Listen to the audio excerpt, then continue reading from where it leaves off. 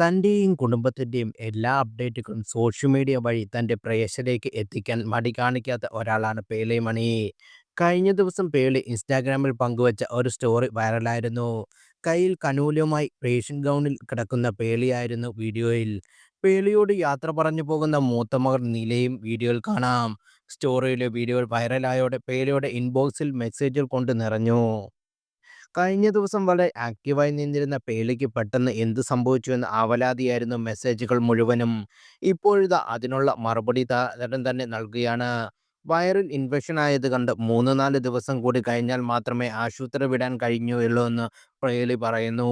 എനിക്ക് ഒരുപാട് മെസ്സേജുകൾ ഇൻബോക്സിൽ വന്നു. ഇത്രയധികം മെസ്സേജുകൾ ലാസ്റ്റ് എനിക്ക് ലഭിച്ചത് കല്യാണത്തിൻ്റെ സമയത്താണ്. ഒരുപാട് പേർ ഞാൻ ഓക്കെയാണോ, എന്താണ് സംഭവിച്ചത് എന്നൊക്കെ ചോദിച്ച് മെസ്സേജ് അയച്ചിട്ടുണ്ട്. മെസ്സേജുകൾ കണ്ടപ്പോൾ ആശുപത്രിയിൽ അഡ്മിറ്റ് ആണെന്ന സ്റ്റോറി ഇടേണ്ടിയിരുന്നെന്നും തോന്നി. എന്നെക്കുറിച്ച് കൺസോൾട്ടഡ് ആയിട്ടാ മെസ്സേജുകൾ വന്നത്. അത് കണ്ടപ്പോൾ എനിക്ക് ഒരുപാട് സ്നേഹം തോന്നി. എനിക്ക് തീരെ സുഖമില്ല. വൈറൽ ഇൻഫെക്ഷൻ വന്നതാണ്.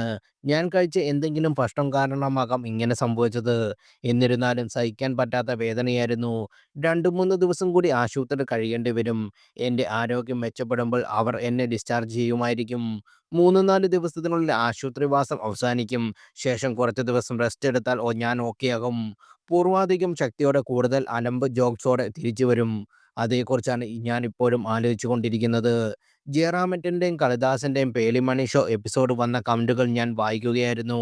എല്ലാവരോടും ഒരുപാട് താങ്ക്സ്. ആ എപ്പിസോഡ് ഞാനും ഒരുപാട് എൻജോയ് ചെയ്തു. എല്ലാവരോടും സ്നേഹവും നന്ദിയും.